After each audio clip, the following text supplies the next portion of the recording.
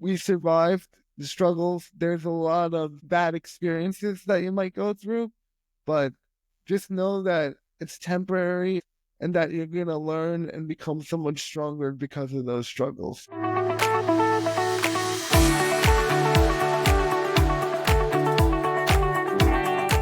Wow, guys, can you believe it? We're already over 20 episodes into Nick Speaks, but here's the truth. I couldn't have done it alone.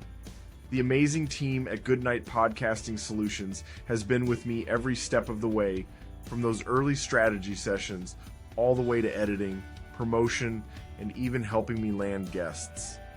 They've made it so all I have to do is show up, record, and focus on delivering the message.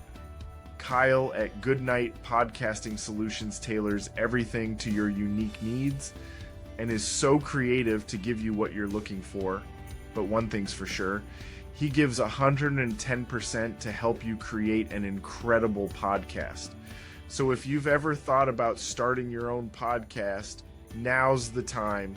Hit the link in the show notes, set up a strategy session with Kyle, and get ready to take your podcast to the next level. Trust me, you won't regret it. Hello, everybody. Welcome to this brand new installment of the Nick Speaks podcast, where we speak up, speak out, and speak loud. And this is the podcast dedicated to the disabled community. I'm your host, Nicolas Comstock. You guys, I am so excited about today's episode. I'm excited about every episode, but especially when I have a guest. And today I have a comedian who is also disabled, and he is just hilarious. And he has a really interesting outlook on life. You know, during our pre-call, he said he had to get comfortable with being uncomfortable, and that just really inspired me and has a totally different outlook, which is why I love doing this show, because it shows me that, number one, I'm not the only one dealing with this disability out here. And number two, there are so many people with disabilities that have different perspectives. So please help me welcome Phillip Bramwell. Phillip, welcome to the program. Thank you for having me, Nick. I appreciate it. Oh, I am so glad to have you. So why don't you start off the episode with just telling everybody a little bit about yourself and where you're from, if that's okay, your age, all that type of good stuff, and then we'll get into Absolutely.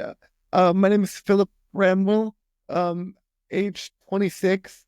I was born with spastic quadriplegic cerebral palsy, so that means I had a brain bleed due to premature birth, and I'm impaired in 4 limbs, so that's where quadriplegia comes from. And I've had it all my life.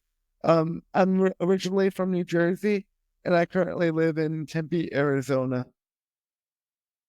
That's awesome. Arizona, where it's nice and warm and you don't have to deal with any snow. It's so wonderful. I am looking to get out of Ohio as soon as I possibly can, because I do not like the snow and the cold. I don't know what the cold does to your body, but the cold literally messes with my body. So I'm looking forward to getting out of it. Hopefully within the next year or two, maybe 3. We'll see what God has planned for me. But yeah, I am definitely wanting to go somewhere warm. So Phil, why don't you tell the Nick Speaks audience how what does your disease, what does it do to your body? Like, you're very spastic, as am I. And what are some of the things that you've had to go through in life because of this condition that you have, this spastic quadriplegia? Okay, so I was born premature at 28 weeks with quadriplegic cerebral palsy. My muscles are very tight, and so my limbs are highly restricted, especially my lower body, my legs, and so it causes extreme stiffness. And because it's a brain injury, That's where my speech impediment comes from. And of course, everything can be worked on and optimized, but at the baseline, we have our condition for our whole lifespan. Yeah. You said you were 28 weeks early. How many months is that? Well, I was 28, born at 28 weeks, so I was about 12 weeks early. Oh, you were born 12 weeks early. Okay. So you were a preemie and you were a preemie, right?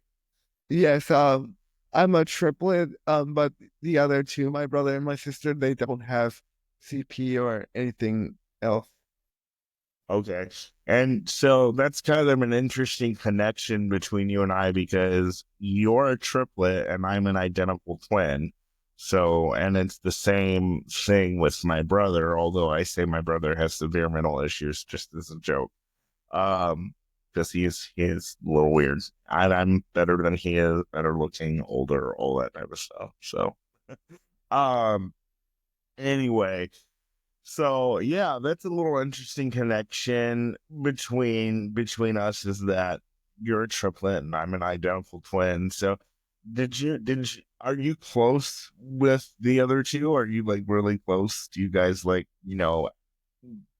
did you like the same things? Are your personalities different? I'm sure they are, but So just like any other siblings, we've had our ups and downs, especially me and my brother. I mean, we're all the same age, so we experienced our um life, at the same pace, if you will. But due to me having a disability and my siblings not having a disability, I suppose my upbringing was a little bit different in the sense that I had more doctor's appointments, therapies, and things of that nature. But my parents tried to treat me as equal opportunity as possible. yeah, that's really great. And you told me that on pre-phone. I thought that was awesome. So I grew up having physical therapy too. And how did physical therapy go for you growing up? Because I know it was really difficult for me, and one of the regrets I have is not really following through with the physical therapy and not really pushing myself as hard as I should have. I don't think my parents really did that either. Pushing me as far as I can. But what can you say to those who may be in physical therapy because of their disability, and how can you encourage them and stress the importance of making sure they do their physical therapy because it can help them in the end? I'll answer your question for physical therapy, but really this applies to any type of therapy. Right. I think it's important for any um, child uh, and teenager to take all therapy as seriously as possible, because now I'm 26 and there isn't a lot of help for people with disabilities as adults. I mean, there's no really help if you're able-bodied either, but there's no help really if you're disabled. And if there is help, you become severely restricted. So it's best to optimize yourself through physical therapy or whatever therapy you're doing is probably a combination of multiple things. And also applying yourself in school, that's a big um, factor as well. And just the goal is just to be as functional and independent as you can be to your particular level. Of course, we all have different severity and things of that nature, so we're not all going to be the same, but the general principles apply no matter how mild or severe you are. Yeah, and so yeah, and what would you say to those because you are living on your own, and what would you say to those people with disabilities who maybe they want to live on their own, but they don't have the support system that you did to live on their own? What would you say to those parents who have kids with disabilities who want to live on their own? And what would you say to encourage people with disabilities who have the same goal that you did and you're here doing it? Well, first, I want to acknowledge the parents that are concerned about their children potentially living alone when they're adults. It's a natural thing to be worried about because, if I'm being honest, there isn't a lot of help, a lot of resource. There is not a lot of help or resources for people with disabilities as adults, whether you live with someone or not. So it's a fair acknowledgement that you're concerned. But what I will say is that if you start young enough, like I would say 7 or 8 at the latest, instilling different ideologies and exposing your disabled children to a little bit of struggle and figuring things out, you can eventually build to the point where you could live on your own. And I have 40 hours of attendant care, but they don't live with me. They come in and out to do their shift, and then I'm able to manage the other times, but I have 40 hours for 7 days a week, and I'm able to manage the rest of the time. So it's not easy at all, but I have more opportunities. So I'd rather be on my own than be restricted living with somebody else, whether that be a group home or my parents. And it's not that my parents restricts me, it's just that where they live, it's residential, and so there's less access to public transportation. Uh, yeah. And that's a big issue too with disability services. Like when I lived out with my grandparents and my parents before I moved out on my own 7 years ago, it was very limited. It was very hard to get caregivers because we were in a rural area.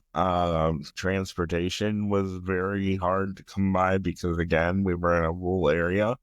So it is very difficult when you live in those type of areas to get services, and it would be helpful if somehow, some way that our local congresses, our local governments would figure out how to get better services in rural areas, because in some cases, a lot of big cities are not safe to live in.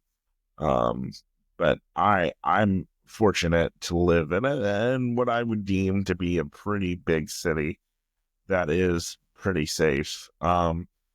Do you live in a big city, or is Tempe kind of rural, or is it a decent size? Or Uh, Tempe is it's a city. It's actually a college town, so it's a transient town mostly where out of state students come in, they go to school, then they leave, and then it gets replaced with new students.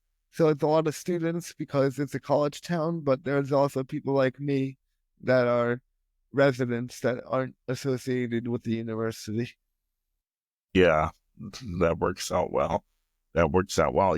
Phil, last week's Nick Speaks episode was all about the current administration shutting down DEI, and I share my personal DEI experience in that episode. And if you guys haven't listened to it, it's the one right before this one. And a lot of people with disabilities are freaking out because the current administration shut down or is in the process of shutting down DEI. And I have a very different feeling about that. And I would like to know, from your perspective as another person with a disability, how do you feel about the current administration shutting down DEI programs, and how do you feel about the program in general? I do not support DEI. And also, I want to be clear. So DEI the mandate is over, but companies can still choose to keep DEI if they want to. But I don't support DEI because I think it's wage gap exploitation and nothing more. It's just to cover up for not paying people with disabilities what we're supposed to get paid for equivalent work to non-disabled people. So that's my opinion on it. I don't think it's helpful for us as a disabled population, and also from the employer's perspective, they're not doing it when it was mandated. They weren't doing it because they wanted to. They were doing it because it was a mandate. So now that it's gone, that clearly proves that it was not a genuine experience, and that we're better off just relying on our qualifications like everybody else. Yeah. And somebody said in my comments this week, Phil, that DEI has nothing to do with people with disabilities. And in my opinion, it has everything to do with DEI because you're focusing on diversity and inclusion. And if you're focusing on diversity and inclusion, then there's the D and there's the I. And if you want everybody involved, well, people with disabilities, in my opinion, are in that category. What say you? Well, beforehand, disability was what we call a protected class. So I guess that's why we were classified as DEI. But I do recognize what that person was saying. It is a little bit weird that a disability is in the same classification as, say, race or gender or sexual orientation, because that stuff stays the same. Whereas disability, you can get a disability at any age. So from that perspective, maybe it is a little weird that we're grouped in that way because it's not really the same thing, but we were grouped in that way. But it didn't really help us, so it's irrelevant regardless. Yeah. Yeah. Um, so what about, let's talk about your work experience. Did you find issue trying to get a job? Because I know for me, I've been told I'm unemployable because of my disabilities. And I've been told there's nothing that I can offer an employer. Have you found it difficult to get a job simply because you're disabled? Yes, it is difficult to get a job with a disability. Separate of what people think, we just have fewer options compared to our able-bodied counterparts. But despite that, I do have what I feel is reasonable work experience. And if you want to ask about that, we can go over that. Yeah. So what type of work experience have you had? So when I was a child, I was a child actor and model. And so I took professional acting classes when I was a kid and worked. And I'm in the union SAG-AFTRA. So that's the Professional Actors Union, Screen Actors Guild. Oh, okay, cool. What were And you in? Were you in any type of movies or TV shows? I just want to answer this second part of it before uh so I I if you're a disabled performer, you don't get a lot of roles or auditions because there just isn't a lot of work for a disabled child actor. So I went to school. I went to University of Arizona, graduated with a bachelor's degree in journalism, and then I worked in customer service for nearly 5 years before I was laid off. So that's a summary of my work history. Okay. Why do you think that there's not a lot of, Hollywood's in California and they're all about being inclusive, and so is New York. They're all about being inclusive and everything else. So why do you think that a lot of roles are not available for people like you and I? Well, to be honest, the entertainment business is the most inclusive industry in the world. I'll stick to America because that's what I know, but I would venture to say the most inclusive in the world. You have a better chance in entertainment being successful with a disabled person compared to a corporate America employee, because everyone that I know that isn't broke, everyone that I know of that isn't broke is a comedian, actor, athlete, but I can't name one person that isn't broke from corporate America, and that's because corporate America, even though they claim that they support DEI, they did not do it in the right way. Whereas the entertainment business does it in a better way. Right. I understand that, but you said there weren't a lot of roles for you. There's not a lot of roles for people who are disabled. Why do you think that is? Well, it's just not on the top of people's minds because most of the most of the writers and people in on the production side, they're not familiar with disability, and so it's not prioritized. But it's not prioritized in any other field either. So that's just society in itself. So how can other industries, the entertainment industry, customer service industry, how can other industries make people with disabilities a priority? What do you think they need to do in order to make people with disabilities a priority? Well, to begin, we need to be examined and um hired or not hired based on our merit and nothing else. I think that's where the problem began because when we had DEI that was mandated, we did get more opportunities as a community, but everything was mostly volunteer. So even though we were getting more opportunities on paper and maybe the Department of Labor statistics were looking better than they had in the past, our personal finances as a whole in our community didn't really help. Did people get off Social Security? No. Did people get off food stamps? No. Did people get off WIC or any other social program? No. So it didn't really help our financial situation when we had DEI, and that is because the DEI jobs were volunteer. Yeah, and that's something I've struggled with. If people with disabilities, if I'm good enough to volunteer, why am I not good enough to get a paid position? You Right. know, That's where the conflict comes. It's like we are a lot of organizations, and I do have examples that I've experienced. We were good enough to volunteer, but all of a sudden, when there's money involved, we become less desirable or not picked. So that's corporate America for you right now. yeah, and from my perspective, and I've said this many times on my show, and I don't know how you feel, Phil. The government has me on a tight shoestring, and I'm looking to get off of it as soon as I possibly can.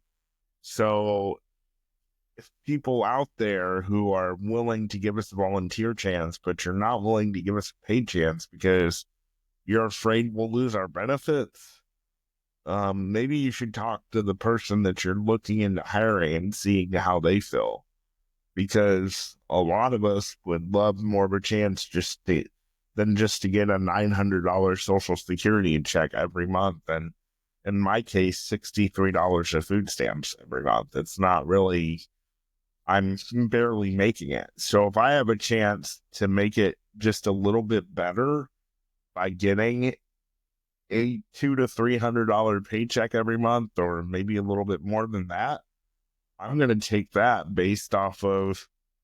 I'm going to take that instead of just the little shoestring. I said last week, why stay on the shoestring when you have the opportunity to own the shoe factory? So, yeah. So I encourage all people with disabilities men, women. Even I worked as a child, but that was entertainment is a rare exception that children work. But anyway, men and women, I encourage all men and women with disabilities to attempt participation in the workforce. I hear that argument a lot that people are choosing not to work or keeping their hours down to retain their food stamps or retain their SSI or things like that. But the way I see it is you're not really a free person until you get off SSI or food stamps. I mean, you're constantly under the government's watchful eye, and it's a it's a mental nightmare.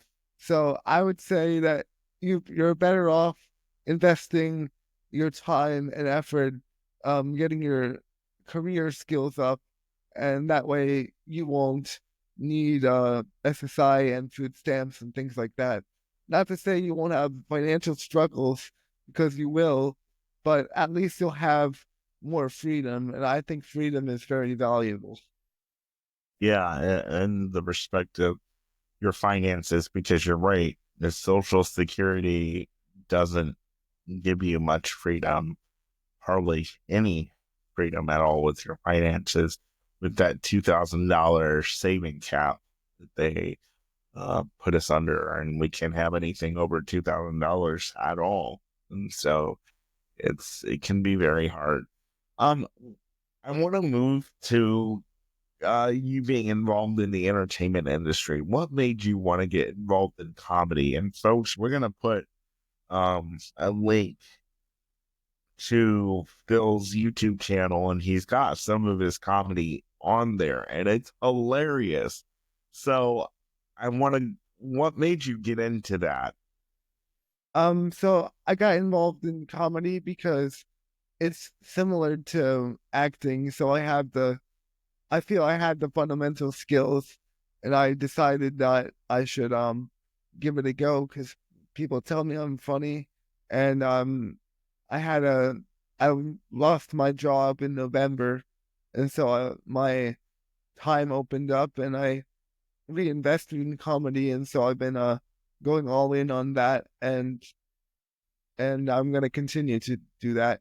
So I do have some clips on YouTube, but I encourage people to come see me in person if you're in Arizona, or if I'm traveling and you're in the area.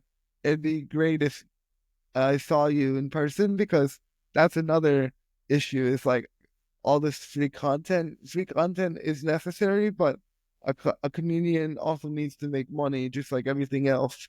So that's where disabled people can also have a struggle. It's like there's a lot of free content out here, and so people are not really paying us for our content.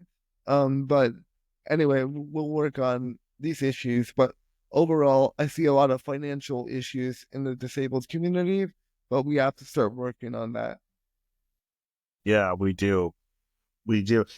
If you're comfortable, would you do one of your bits?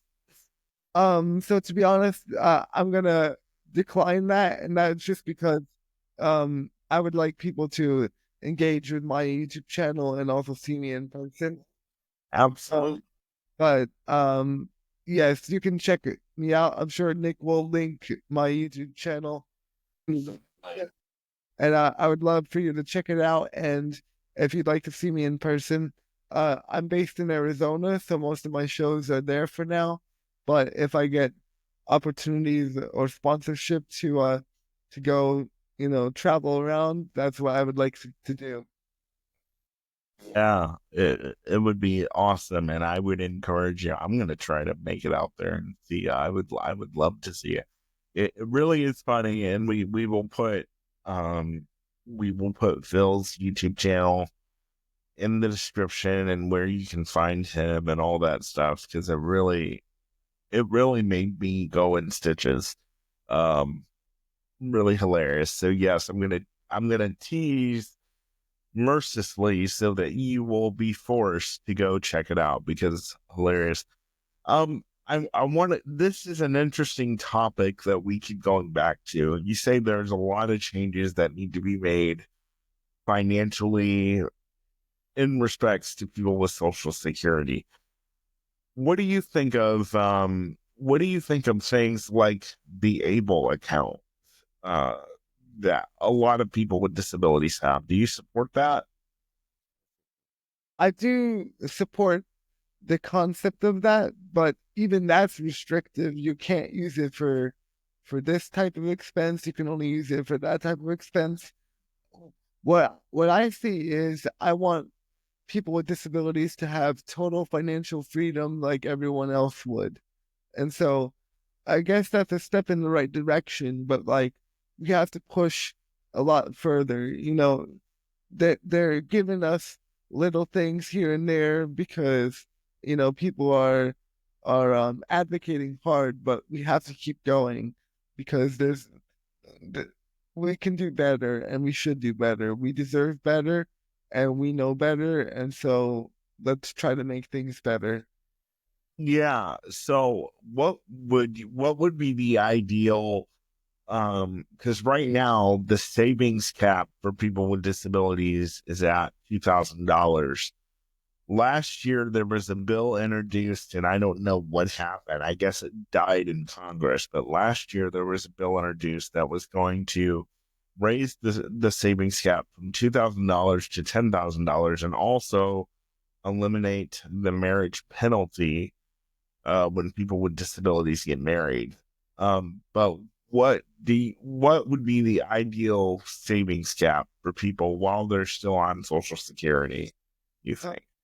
If you do need Social Security, I would say probably $10,000 minimum, because if you have 2,000 in your bank, first of all, you don't have 2,000 because you have expenses, so it's always less than 2,000. And then when you it makes it near impossible, pretty much impossible to qualify for a mortgage or or a car or anything like that. So we struggle not only with actual money, but we have no assets either. We're just completely broke, and that makes Yeah. it less attractive to partners, especially I would say disabled men trying to get women. It's near impossible when you're broke because everything is resource based in one way or another. Yeah, a lot of women are interested in uh, how deep a man's pocket is, unfortunately. Then And, and I do want to comment on that. I think it's fine for a woman to ask disabled men, if they have a job, and that yeah, because we do we I mean, the way I grew up, like I grew up in a stable household. And that wouldn't have happened if there was no money. So it's fair game for a woman to ask about those kind of questions, and it's up to us as disabled men to hold ourselves to a standard and try to work, try to make something happen. I mean, I have, and I'm gonna continue to do that. That's just the way I feel about it. yeah. Um, that's interesting that you brought up um having uh romantic or having a partner.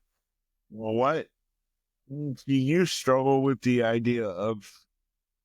Do you look to get married one day? Do you struggle with maybe I won't get married because I'm disabled, or do you have a desire to get married? Oh, How I, do you I'm a, those romantic desires? I'm fa- I've had one relationship in the past. It didn't work out for various reasons. And I always thought, even when I was a kid, that it was possible to get a relationship with a disability, but I also knew that to get a relationship with a disability, you have to push extra hard, with your employment, with your general stability, because at a baseline, disability has the optics, the appearance that it's not a very stable lifestyle, not stable health wise, not stable financially, not stable in any way whatsoever. And so Yeah. not very attractive to the average woman, probably not attractive to the average man either. So it's up to us to try to close whatever gaps that we can to make us more attractive. As far as, yeah, because some of the stuff you're saying, Phil, I've never thought of before.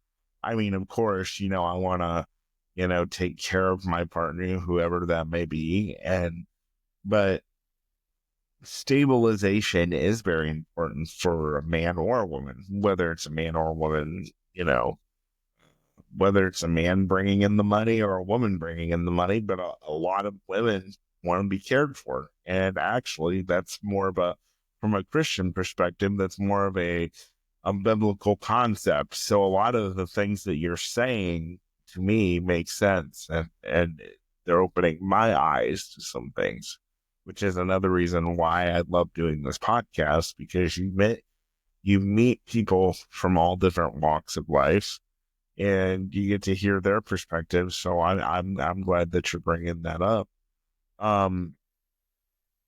So have you struggled as a person with a disability fitting in, even with disabled people, or have you just been able to fit in anywhere? I don't believe in fitting in. I think that we're all different in our own ways. I mean, from a disability perspective, it's hard to fit in with able-bodied people, maybe because I struggle with employment, and so like maybe I'm not as financially stable as I could or should be.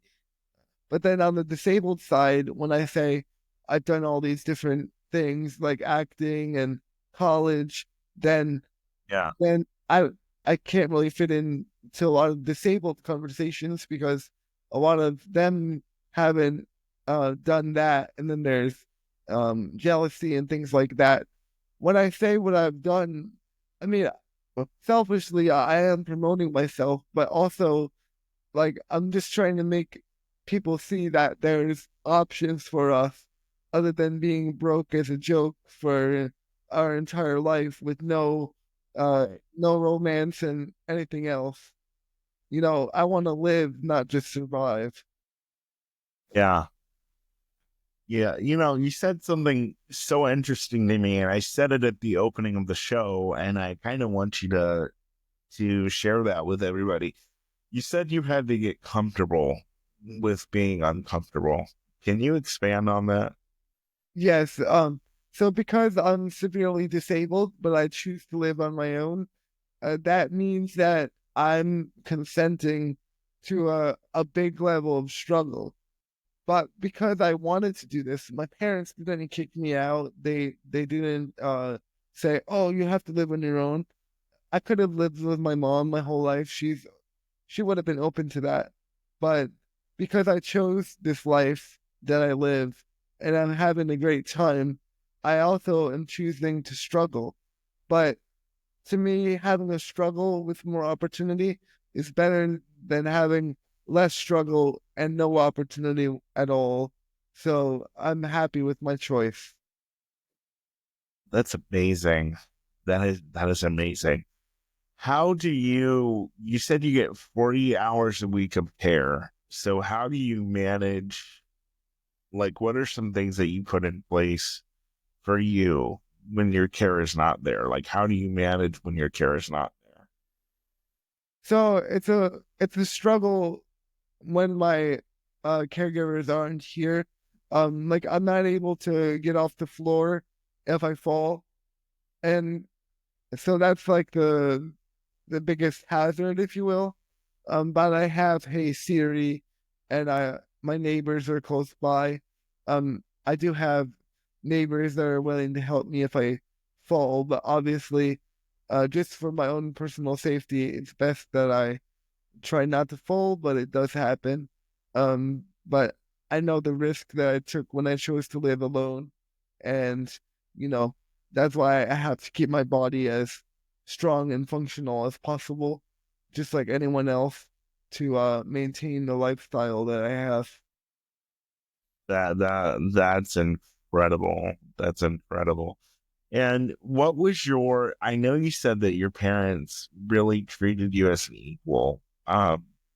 So what are some of the things you talked about, maybe teaching your kids at 7 or 8, how to be, what was the biggest thing or some of the biggest things that your parents taught you in order for you to be as independent as you are? I would say it was less of what they said, like their like verbal advice. It was more of their exposure that they gave me to different things. For example, I mentioned the acting and the modeling professionally, but also on the disabled side, I played wheelchair sports. So I wasn't isolated from the able-bodied community, but I also wasn't isolated from the disabled community. So I drew different lessons from both sides and kind of made it my own to think the way that I do now. Wow. Yeah. So did you struggle after you graduated from school to connect, or did you just go right on to the next chapter like everybody else does? So I graduated in from college in 2019, so during COVID basically. And so it took me about 8 months to get a position, the one that I had for 5 years before I got laid off. Um, so I'm not sure if it was related to being disabled or because it was COVID, but it took me about 8 months after college to get a job.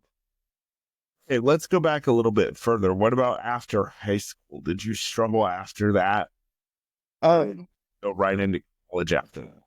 I went straight from high school to college, so that was a smooth transition, but that was because I knew where I wanted to go, uh, and what I wanted to do, what major I wanted, which was journalism. So it made sense for me to go straight to college because I knew the direction I wanted to go in. And so that investment that my family made in me, I think it was a very good and wise investment. Did you spend any time at all in your educational time in special ed or? Yeah. Um, so I was in special education for mathematics. I'm still not very good at math.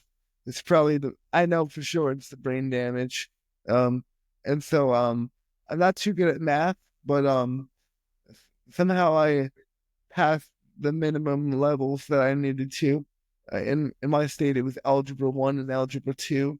So I skated by barely, but I managed to graduate. And then in college, I avoided math because it wasn't required for my major. Huh.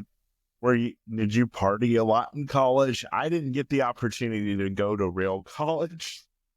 Were you a party animal? I went I went to like 3 parties. It was okay, but I wanted to focus on myself because I knew for sure that even with a college degree that getting a job was going to be difficult for me. So I just wanted to make sure that I was as good as possible. Yeah, absolutely. Absolutely. So to wrap up here, Phil, what are some parting words or advice that you have for people that are disabled or parents that are having disabled children? What would you tell them? So for the parents or whoever the caregiver is, I would say that your your child is going to struggle no matter what. The the struggle that we face in America, let's say, is much bigger than any parent can protect them from. So they're going to struggle. So the objective as a parent is for you to put them in a position where they're exposed to different things so they learn how to deal with, manage struggling, and develop their own coping and their own strategies to get through life. And then to my fellow disabled people, particularly the younger people, the children. I want to acknowledge the struggle that you're going through. I went through the struggle, and so did countless others.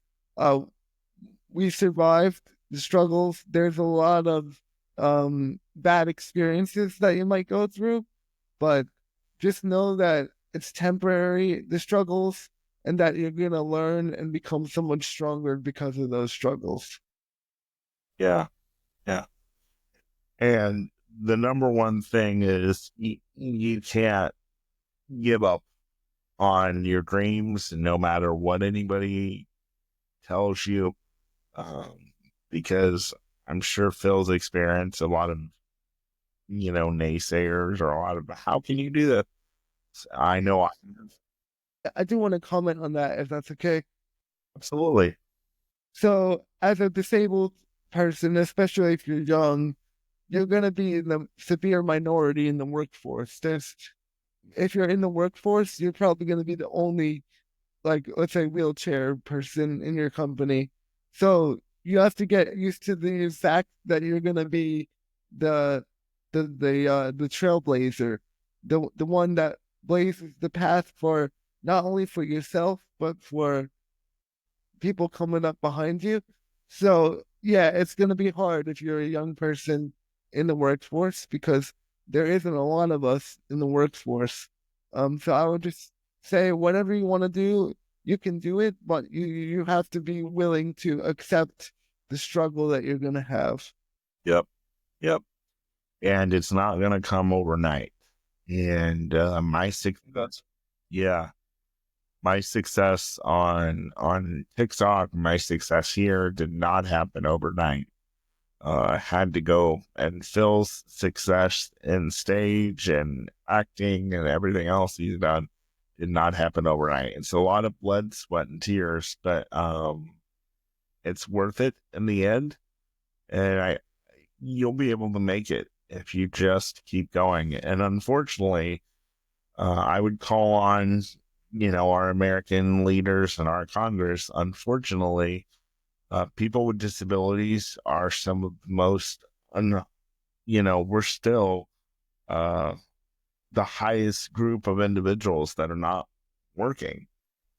And that needs to change, whether it needs to happen through legislation or just employers being willing enough to really sit down with us and say, what are your weaknesses and what are your strengths, and how can you bring our company to the next level? And so we really need employers and Congress to really come together and say, how can we get the so-called unemployable disabled community employable and make it meaningful and have meaningful wages?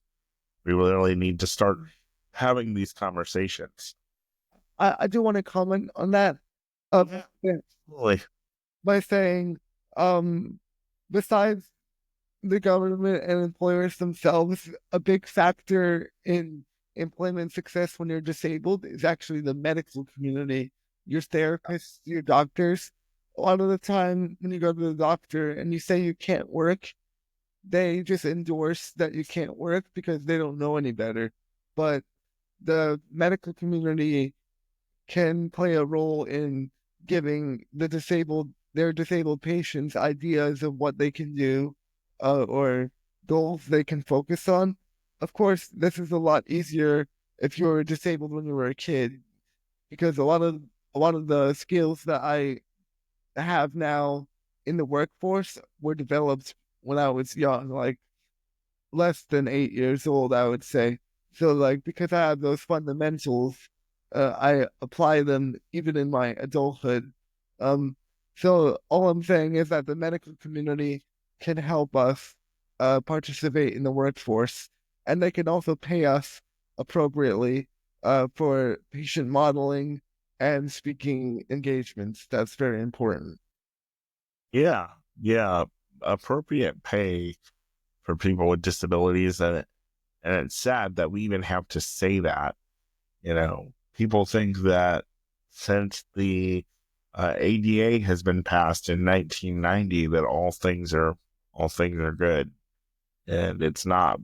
We still have a long way to go. Absolutely. Yeah. So, well, Phil, I want to thank you for coming on Nick Speaks, and we're going to have all of Phil's information where you can find him, his YouTube channel, any other things that he will send us will be in the show note. And please go check him out because he really is hilarious. And if you're in the Tempe, Arizona area, make sure you go check him out, or any surrounding areas. Make sure you see him booking for speaking engagements, and please pay him well because he deserves it. So, Phil, thank you so much for coming on Nick Speaks. I really appreciate it. Absolutely. Thank you, Nick, for having me. And thanks for the work that you're doing, trying to raise awareness to these various different issues that we face. Absolutely. This is the Nick Speaks podcast. I am your host, Nicolas Comstock. This is the podcast dedicated to the disabled community where we speak up, speak out, and speak loud about the issues that matter to the disabled the most. We will see you guys next week. Bye-bye.